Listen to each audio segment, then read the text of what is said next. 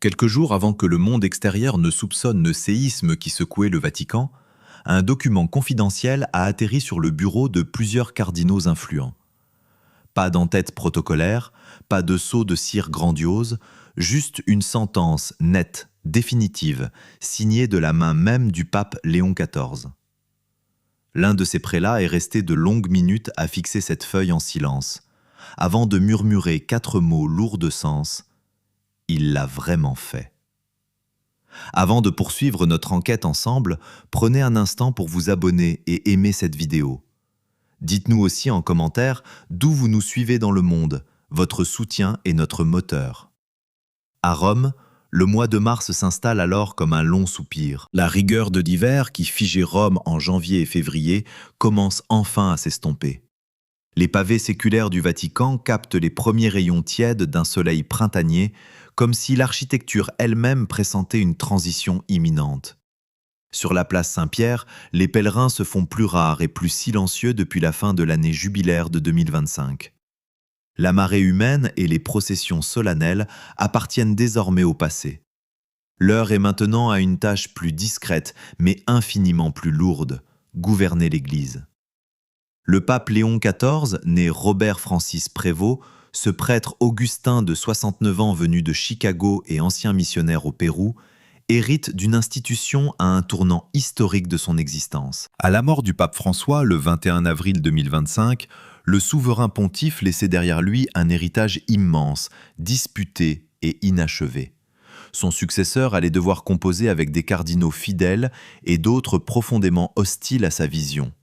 C'est dans ce climat de tension sourde que Léon XIV s'est installé sur le trône de Saint-Pierre le 8 mai 2025, affichant un calme olympien et une discrétion presque trompeuse. 10 mois plus tard, à la mi-mars 2026, ses détracteurs comprenaient enfin leur erreur de jugement. Ce qui semblait être de simples ajustements techniques, des décrets financiers isolés ou des réformes de la curie sans vague, n'étaient en réalité que les premières pièces d'un puzzle redoutable. Mis bout à bout, ces gestes discrets dessinaient une stratégie d'une cohérence redoutable, le démantèlement méthodique des réseaux d'influence qui protégeaient les intérêts financiers de l'Église depuis des décennies. Le 16 mars 2026, à la veille d'un affrontement feutré mais décisif, le pape Léon XIV a franchi un pas inédit dans l'histoire moderne de la papauté en accordant une audience privée au journaliste Gareth Gore. Vous et moi devons bien mesurer la portée de ce rendez-vous dans l'architecture politique du Vatican. Recevoir officiellement cet homme revenait à envoyer un signal de guerre ouverte aux factions les plus conservatrices et les plus secrètes de la curie romaine. Journaliste d'investigation britannique, Gareth Gore venait de publier un ouvrage explosif accusant l'Opus Dei d'exploitation systémique, d'opacité financière et d'emprise psychologique sur ses membres. Face à ces attaques contre l'une des organisations les plus influentes et protégées de l'Église, la prélature avait crié à la calomnie, soutenue par de puissants cardinaux offensés par une telle audace. Depuis des décennies, le Vatican gérait cette entité avec une prudence extrême. Le pape Jean-Paul II avait d'ailleurs canonisé son fondateur, José María Escrivá, en 1982, conférant à l'œuvre un prestige spirituel qui la rendait jusqu'ici presque intouchable. Même le pape François, qui avait pourtant restreint les privilèges de l'Opus Dei en ordonnant la refonte de ses statuts en 2022, avait agi avec une grande diplomatie verbale. L'organisation continuait de fonctionner dans l'ombre des couloirs plutôt que sous les projecteurs, préservant une dignité institutionnelle érigée en loi non écrite par des hommes de pouvoir. Mais en s'entretenant directement avec l'auteur de ces accusations de trafic et d'abus, Léon XIV brisait un tabou immense. Cet après-midi-là, aucune caméra n'a été admise dans la bibliothèque privée. Aucun communiqué officiel n'a été publié, Matteo Bruni se contentant de confirmer sobrement la tenue de l'entretien. Cette retenue médiatique portait en elle un avertissement glacial, immédiatement décodé derrière les murs du palais apostolique. Au matin du 19 mars 2026, le silence du Vatican a changé de nature. La rumeur s'est propagée parmi les cardinaux du premier cercle. 2 d'entre eux ont discrètement sollicité une audience auprès de la secrétairerie d'État. Ce qui les alarmait, ce n'était pas cette simple rencontre avec Gore, mais la trajectoire globale qu'elle venait confirmer.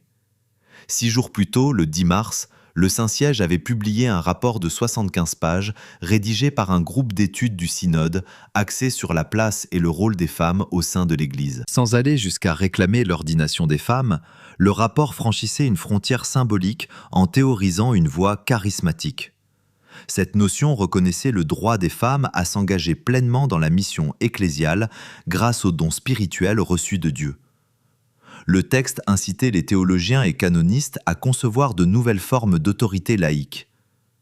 Pour les observateurs avertis des structures vaticanes, cet appel explicite à légitimer une autorité féminine distincte du ministère ordonné s'apparentait à un séisme théologique. Ce travail, initié sous le pontificat de François, trouvait désormais un écho puissant et assumé sous la direction rigoureuse de Léon XIV. La parution d'une telle étude de 75 pages sous la signature de Léon XIV valait approbation implicite. Le souverain pontife avait d'ailleurs annoncé en janvier son intention de consacrer ses audiences publiques à une relecture des textes fondamentaux du Concile Vatican II, qu'il qualifiait d'étoile polaire de l'Église. Si les prélats ayant vécu le Concile dans les années 60 ont aujourd'hui disparu, leur projet d'une Église humble, à l'écoute du peuple et libérée de l'illusion de sa propre toute-puissance reste d'une brûlante actualité. Sans grand discours ni mise en scène théâtrale, Léon XIV a clairement signifié qu'il mènerait cette révolution silencieuse à son terme. Un prêtre rédemptoriste avait qualifié ce moment de Vatican II, deuxième partie, saisissant parfaitement l'ampleur du bouleversement en cours. Au matin du 20 mars, une chape de nuages gris enveloppait Rome. Dans les bureaux du palais apostolique, le pape s'était levé avant 6 heures pour entamer sa journée par la prière, avant de s'installer à son bureau de travail. Son premier rendez-vous de la matinée n'apparaissait nulle part sur l'agenda officiel. Il réunissait 3 personnes, le souverain pontife, un haut responsable du dicaster pour la doctrine de la foi et un émissaire de la secrétairerie d'État. L'enjeu de cette réunion secrète concernait la réécriture controversée des statuts de l'Opus Dei. Ce processus de révision des statuts de l'Opus Dei, initié sous François en 2022, avait été confirmé en février lors d'un entretien avec le prélat Fernando Occariz. Mais après l'entrevue du 16 mars avec Gareth Gore, les termes du débat avaient radicalement changé. Il ne s'agissait plus seulement de droit canonique, mais d'exiger une transparence totale. Aucun procès-verbal de cette rencontre matinale n'a filtré, mais les proches de Léon XIV reconnaissaient là sa méthode de travail caractéristique. Ce religieux augustin ne s'exprime jamais avant d'avoir bouclé ses dossiers. Il agit avec la patience infinie apprise au cours de ses longues années de mission sur le terrain. Durant son ministère à Chiclayo, au Pérou, la détresse humaine n'était pas un concept abstrait, mais la réalité brute de sa mission pastorale. Il avait ensuite dirigé l'Ordre mondial des Augustins depuis Rome pendant 12 ans, se confrontant aux réalités ecclésiales de chaque continent. Son passage à la tête du dicaster pour les évêques lui avait permis de comprendre comment les nominations épiscopales étaient trop souvent dictées par le clientélisme plutôt que par l'intégrité pastorale. Il avait méticuleusement analysé ce système défaillant. L'après-midi du 20 mars allait apporter un élément inattendu, du moins pour ceux qui analysent les décisions du pape hors de leur contexte global. Un simple communiqué de presse du Vatican est venu confirmer une information cruciale. Le pape Léon avait signé une série de nouvelles directives pour encadrer les communications internes de plusieurs ministères clés de la curie. Derrière des termes techniques sur l'archivage et le routage du courrier se cache une révolution silencieuse.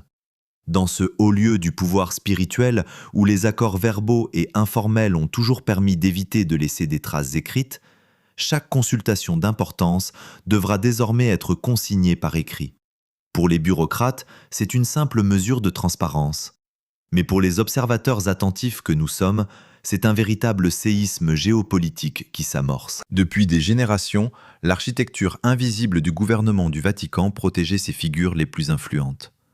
Les décisions cruciales se prenaient au détour d'un couloir, les ordres se murmuraient à l'oreille et les accords secrets ne laissaient jamais de traces sur le papier. Ce système n'était pas de la corruption ordinaire, mais une culture séculaire conçue pour maîtriser l'information et garantir la survie d'une institution ayant survécu à la chute des plus grands empires. Le décret signé par le pape Léon venait de briser ce dogme. Le soir du 20 mars, la panique grandissait alors qu'un troisième cardinal rejoignait les deux prélats qui réclamaient une audience urgente. Le malaise, né de la mystérieuse rencontre avec Gore, s'était transformé en une angoisse palpable pour ces hommes d'église qui voyaient leurs habitudes séculaires menacées d'extinction. L'un d'eux qualifia même la situation de déstabilisante. Informé de cette réaction par les canaux officiels, le pape Léon s'est contenté d'un instant de réflexion silencieuse avant de se replonger dans ses dossiers. Pourtant, notre enquête montre qu'il ne s'agit pas d'un simple duel entre progressistes et conservateurs. La réalité est bien plus nuancée, car de nombreux membres influents de la Curie, fatigués de voir ces réseaux secrets couvrir des scandales humiliants pour l'Église, soutenaient ce nettoyage. Ces partisans du changement avaient trop souvent vu des affaires d'abus étouffées par le silence de l'institution, ou des dérives financières majeures naître d'ententes secrètes conclues sans laisser d'écrit. Pour eux, la transparence n'était pas un danger, mais le fondement même de leur mission. Ils comprenaient que le pape Léon ne cherchait pas une révolution spectaculaire, mais un travail de sape bien plus difficile. Réformer les réflexes profonds et exiger que l'Église applique à elle-même les valeurs morales qu'elle prêche au reste du monde.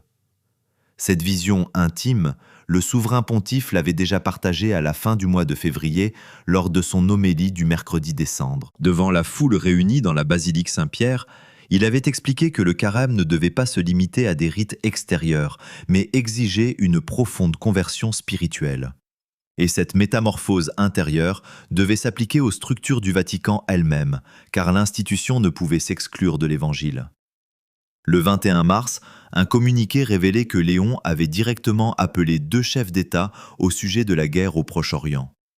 Ce geste s'inscrivait dans sa campagne constante pour un cessez-le-feu immédiat, amorcé lors de l'Angélus dominical où, sous une lumière hivernale, il avait dénoncé la souffrance humaine avec une clarté presque brute. Ces mots avaient résonné sur la place Saint-Pierre.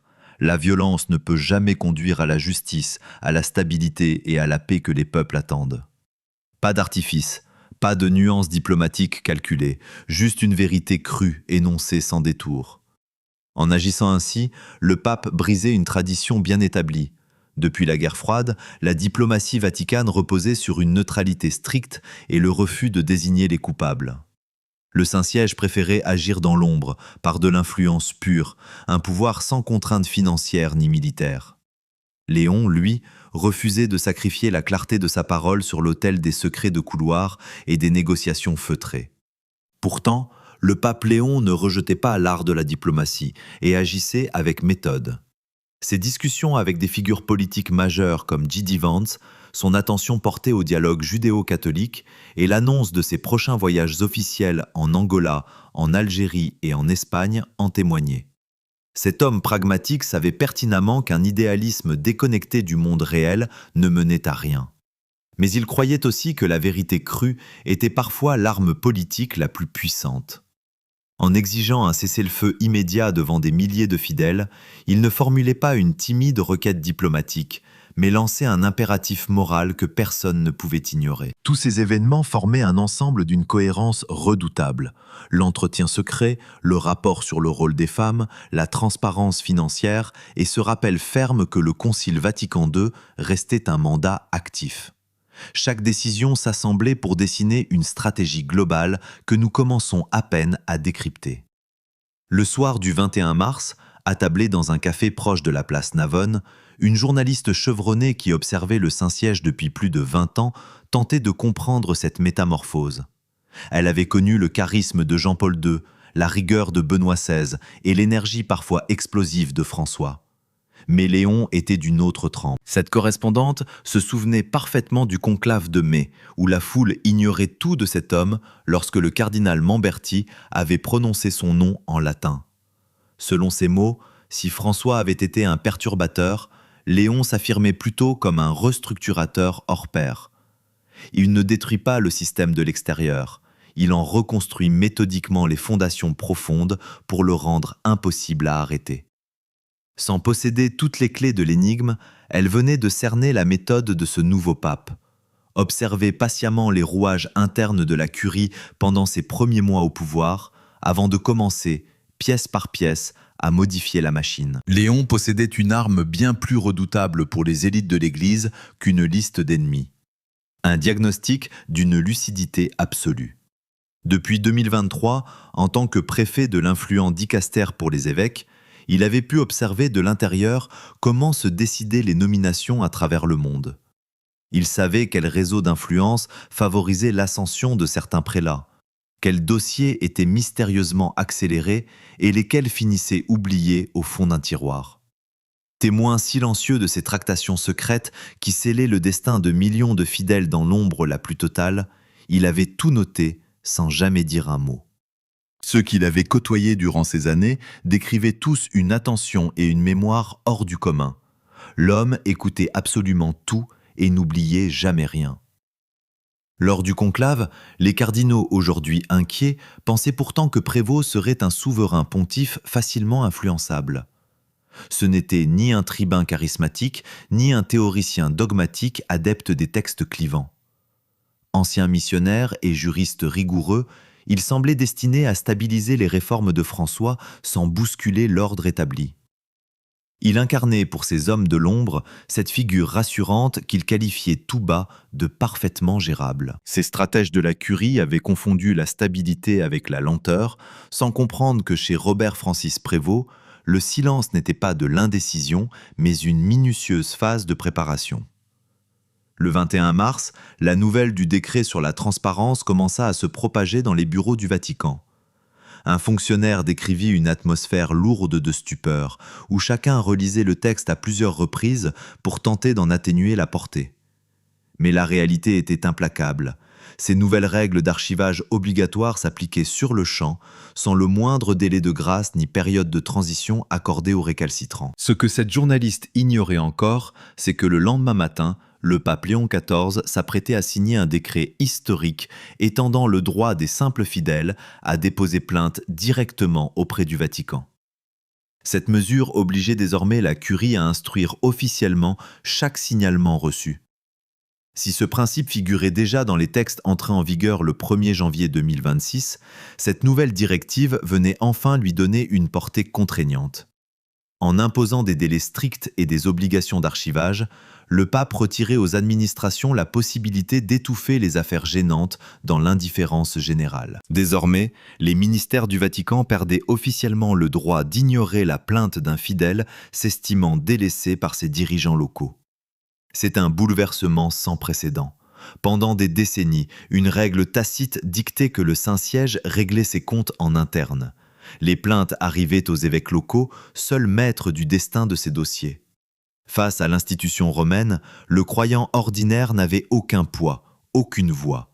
Tout là-haut, les cardinaux ne devaient de compte qu'à Dieu et à leur Père, jamais au peuple qu'ils servaient. Mais le pape Léon vient de briser ce dogme d'un geste d'une discrétion absolue, loin des caméras et de l'éclat des conférences de presse. Un simple paraphe sur le document, une transmission rapide par les canaux officiels, et l'homme est retourné s'asseoir à son bureau de travail. Au-delà des murs de la cité papale, l'histoire est encore invisible. Les fidèles du monde entier ignorent tout du séisme qui vient de traverser le palais apostolique. Cette vérité ne leur parviendra qu'au compte-gouttes, par des analyses de presse et d'interminables cycles d'informations. Ils liront des gros titres sur l'Opus Dei, le rapport sur le synode des femmes ou le décret de transparence, sans comprendre qu'il s'agit des pièces d'un seul et même engrenage, conçu pour bousculer un géant d'ordinaire si lent à changer. Pourtant, si vous et moi observons de près les observateurs avisés de Rome, la trajectoire du souverain pontife prend tout son sens. Ceux qui ont suivi son parcours depuis Chiclayo jusqu'au dicaster pour les évêques savent qu'il maîtrise les rouages de cette immense machine administrative. Il en connaît les moindres failles, là où les beaux discours de l'Église trahissent sa pratique réelle. En choisissant le nom de Léon, il n'a pas fait de la figuration. Il s'est inscrit dans les pas de Léon XIII qui, en 1891, affirmait dans son encyclique Rerum Novarum que les puissants doivent justice et responsabilité aux plus vulnérables. Derrière le nom de règne choisi par Robert Prévost se cache une détermination froide, dénuée de toute théâtralité ou de discours faciles pour séduire la foule. Dès son élection, après avoir souhaité la paix à la foule d'un ton ému et rendu hommage à François, il s'est mis à la tâche. Le soir du 22 mars 2026, le ciel romain s'est dégagé, laissant place à cette lueur printanière si particulière, promesse d'un renouveau imminent. En bas, sur la place Saint-Pierre, quelques pèlerins scrutent les fenêtres éclairées du palais apostolique. Derrière ces vitres, à l'abri des regards, le souverain pontife s'est retiré pour prier en silence dans sa chapelle privée. Sans enfreindre le moindre dogme ni désigner publiquement d'adversaire, l'homme en blanc a mené une réforme bien plus profonde qu'une simple révolution de façade. Il a redéfini les devoirs de l'administration vaticane et l'obligation de rendre des comptes. Ces décrets, gravés dans le marbre de son pontificat, mettront des années à être décryptés et des décennies à déployer leur plein effet. Ce réflexe de l'autoprotection institutionnelle, qui protégeait les puissants de tout examen externe et laissait les fidèles impuissants, vient de s'effondrer. Ce système n'a pas été brisé à coups de marteau, il a été démantelé de l'intérieur, avec une patience chirurgicale. C'est d'un simple trait de plume, au fond d'un bureau, qu'un prélat venu de Chicago a mis à profit 40 ans d'expérience pour redéfinir la notion de loyauté religieuse. Un cardinal, en découvrant le texte signé quelques jours plus tôt, aurait résumé ce basculement historique en 4 mots lourds de sens. Il l'a vraiment fait. Si notre enquête vous offre un regard inédit sur les secrets de l'Église, encouragez-nous en aimant cette vidéo, en vous abonnant et en la partageant autour de vous. C'est grâce à votre soutien que nous pouvons continuer à éclairer ces zones d'ombre. Dites-nous aussi dans l'espace commentaire depuis quelle ville vous nous suivez.